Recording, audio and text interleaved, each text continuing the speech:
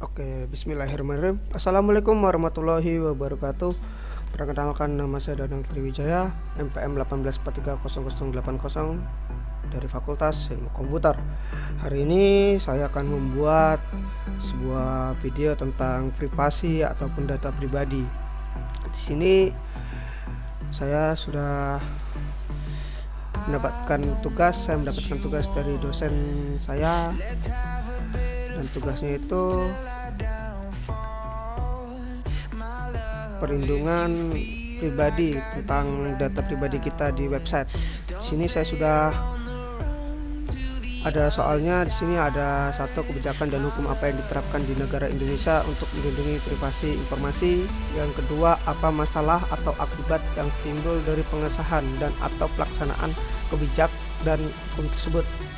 Dan ini soalnya, dan saya juga sudah menonton video ini tentang waspada maling data pribadi dan Sinta Dewi Rosadi, perlindungan data pribadi.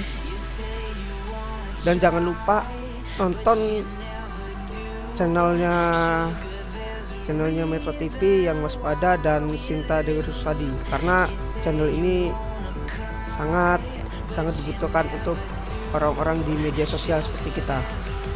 Dan nanti linknya akan saya taruh di deskripsi. Oke. Selanjutnya saya sudah merangkumnya di sini tentang soal-soalnya, PPT-nya yang sudah saya buat dan sudah saya rangkum. Soal pertama, kebijakan dan hukum apa yang diterapkan di negara Indonesia untuk melindungi privasi informasi. Secara konstitusional, negara melindungi privasi dan data penduduk masyarakat.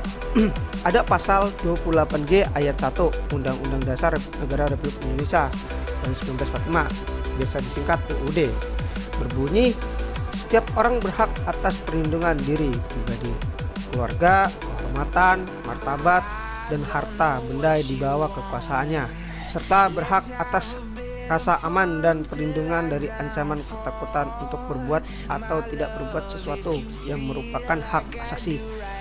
Di sini sudah tercantum hukumnya yang tentang perlindungan data privasi kita, yang tidak boleh diambil ataupun diterapkan oleh orang lain data privasi kita. Senada dengan pasal 28G ayat 1 UUD 1945, pasal 2 UU Undang-Undang Administrasi Penduduk atau bisa dibilang Adminduk, mengatur bahwa setiap penduduk mempunyai hak untuk memperoleh: A. Dokumen kependudukan, pelayanan yang sama dalam pendaftaran penduduk dan pencatatan sipil. C. Perlindungan atas data pribadi. D. Kepastian hukum atas kepemilikan dokumen. E. Informasi mengenai data hasil pendaftaran penduduk dan catatan sipil atas dirinya dan atau keluarganya. Dan F. Ganti rugi dan pemulihan nama baik sebagai akibat kesalahan dalam pendaftaran penduduk dan pencatatan sipil, serta penyalahgunaan data pribadi oleh instansi pelaksanaan. Di sini sudah tercantum semuanya. Kalau misalkan data-data kita yang dalam kesalahannya bisa diadministrasi, yang sebagai contohnya kita ke app ganti rugi dan pemulihan data nama baik, biasanya itu larinya ke capil, pemulihan KK atau biasanya KTP yang biasanya salah ataupun salah pencetakan. Kita bisa ini ataupun nama ini. Dan apalagi kalau misalkan nama kita disalahgunakan, kita bisa menuntutnya atau ganti rugi. Next, yang kedua, soal yang nomor 2, apa masalah atau akibat yang timbul dari pengesahan atau pelaksanaan kebijakan dan hukum tersebut. Di sini sudah dijelaskan, hal ini secara tidak langsung menjadikan negara memiliki kewajiban hukum sebagai perlindungan pribadi setiap warga negaranya.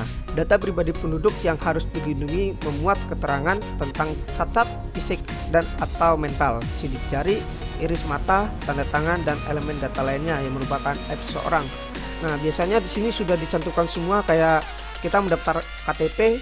Di sini biasanya kita menggunakan sidik jari atau iris mata, tanda tangan, dan elemen lainnya.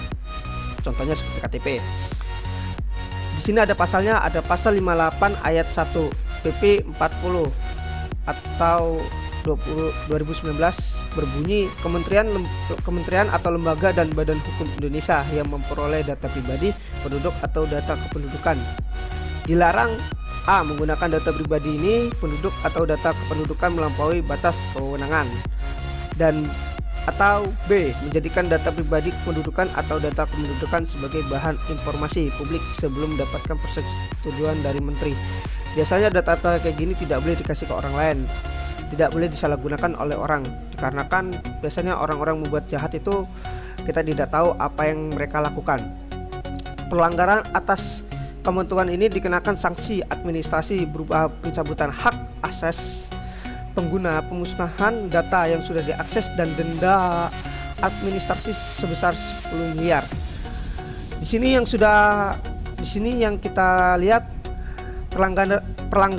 pelanggaran ini biasanya mendapatkan cabutan hak akses pengguna ataupun data kita diambil oleh sistemnya, pemusnahan data yang sudah diakses ataupun data kita dimusnahkan dengan cuma-cuma, dan denda administrasi sebesar 10 miliar. Ini yang biasanya kena karena mengambil data-data kita. Oke, yang selanjutnya di sini yang dari video yang tentang Metro TV ini, di sini sudah merangkumnya. Di sini waspada maling. Di sini ada beberapa data pribadi kita yang kita punyai untuk keseharian kita ataupun ya untuk media sosial kita. Satu, ada nama lengkap. Yang kedua, nomor HP. Yang ketiga, ada alamat. Yang keempat, emergency kontak. Yang kelima, kartu keluarga. Yang keenam, KTP. Yang tujuh, nama ibu kandung, foto selfie, nomor rekening, dan slip gaji. Nah, biasanya data pribadi ini biasanya disalahgunakan oleh orang, dikarenakan mereka mendapatkan data kita dikarenakan kita sembarangan menggunakannya, seperti nomor 8, foto selfie. Kita memfoto-foto KTP kita ataupun nomor rekening kita di media sosial kita seperti Facebook ataupun WhatsApp. Itu disalahgunakan oleh orang, dikarenakan mereka bisa akses KTP kita, foto selfie yang tentang rekening itu biasanya diambil oleh mereka. Akibatnya mereka bisa mengambil ataupun disalahgunakan nama kita, seperti nomor rekening. Biasanya yang kita tidak mengambil uang, setidaknya mendapat uangnya segini, sekian. KTP kita disalahgunakan, yang kita tidak bisa mengakses orang lain ataupun yang salah gunakan oleh orang lain, ya kayak beli data online ataupun apapun. Biasanya itu kita yang kena imbasnya. Itu jangan sampai, biasanya orang-orang kayak gitu tuh mencelakai kita. Lanjut. Nah, penyebab kebocorannya itu tersebut biasanya ada aplikasi pojol tidak aman, tidak dikelola dengan baik sehingga sangat mudah diretas. Akses email, file, foto, dan dokumen sembarangan, akibatnya data kita bisa tambang karena kebocoran kita sendiri. Perusahaan ada kecerobohan menyimpan data pribadi karyawan. Oknum perusahaan yang sengaja mengumpulkan data dan menjualnya. Biasanya dalam semua ini tidak boleh sembarangan oleh kita, apalagi yang akses email, file, foto sembarangan. Biasanya itu tidak boleh. Yang berarti yang saya jelaskan tadi, email, file, atau foto dokumen kita dikirimkan dengan sembarangan, itu bisa mengakseskan oleh orang lain. Biasanya data kita kena, itu bisa diambil oleh mereka. Perusahaan ada kecerobohan menyimpan data pribadi karyawan. Jangan sampai, kita harus tahu biasanya data karyawan ataupun data pribadi karyawan itu kita berhati-hati dalam menyimpannya. Biasanya itu bisa bocor oleh orang lain. Oknum perusahaan yang sengaja mengumpulkan data dan menjualnya. Nah, ini yang paling bahaya nih. Data-data pribadi kita yang biasanya untuk di perusahaan kita harus diwaspadai. Biasanya kalau mereka meminta data pribadi kita harus tahu ini data pribadi ini nanti untuk apa dan selanjutnya untuk apa. Next, apa yang harus kita lakukan untuk melindungi data pribadi kita? Satu, hati-hati memberikan data pribadi. Nah, yang saya jelaskan tadi, yang di oknum perusahaan, hati-hati. Jangan sampai memberikan data pribadi kita, dan kita harus cari tahu bagaimana data pribadi kita itu untuk digunakan ataupun untuk apa. Selanjutnya, bersih-bersih digital secara reguler. Kita harus membersih-bersihkan, ya bersihin data-data kita digitalnya secara reguler ya. Jangan unggah, scan, dan foto online. Ini yang kata saya tadi, jangan sampai mengunggah-unggah foto ataupun KTP kita ataupun data pribadi kita seperti KTP, nomor rekening dan lain sebagainya. Yang selanjutnya, budaya peduli bisnis dan keamanan. Biasanya ini kalau kayak budaya peduli bisnis dan keamanan ini, kita harus mempedulikan data-data kita agar aman dan tidak salah gunakan oleh kita, dan jangan sekali-sekali memecat web yang tidak berguna di web Facebook ataupun yang sebagainya. Negara harus hadir. Ini kalau misalkan data kita sudah terbocor, negara itu harus hadir kalau nggak salah. Next, jasa pinjam online yang aman, terdaftar di OJK, teliti dan syarat ketentuannya, waspada dengan permintaan akses data di ponsel.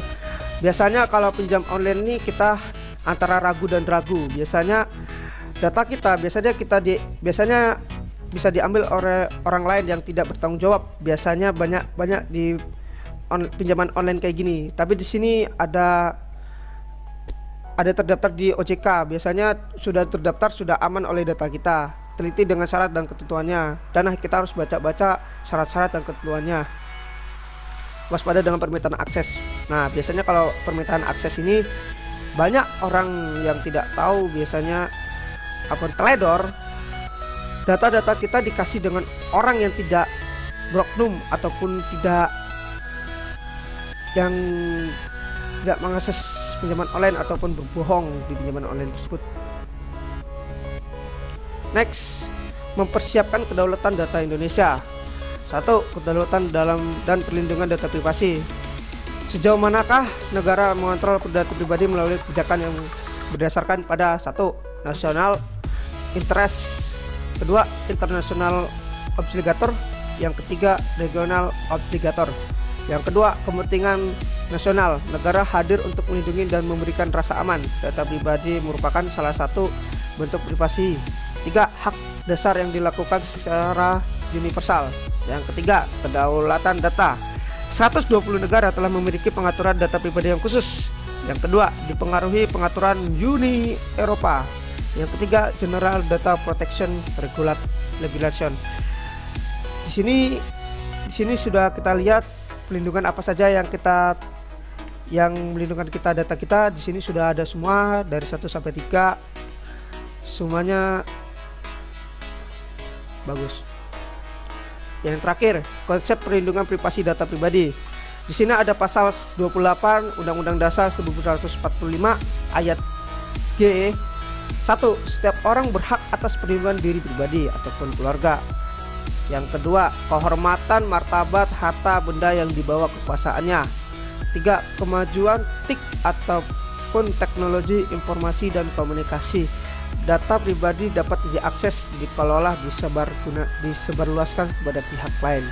Di sini sudah ada konsepnya, lalu kita terapkan seperti biasanya agar tidak teledor ataupun tidak memberikan data privasi kita kepada orang.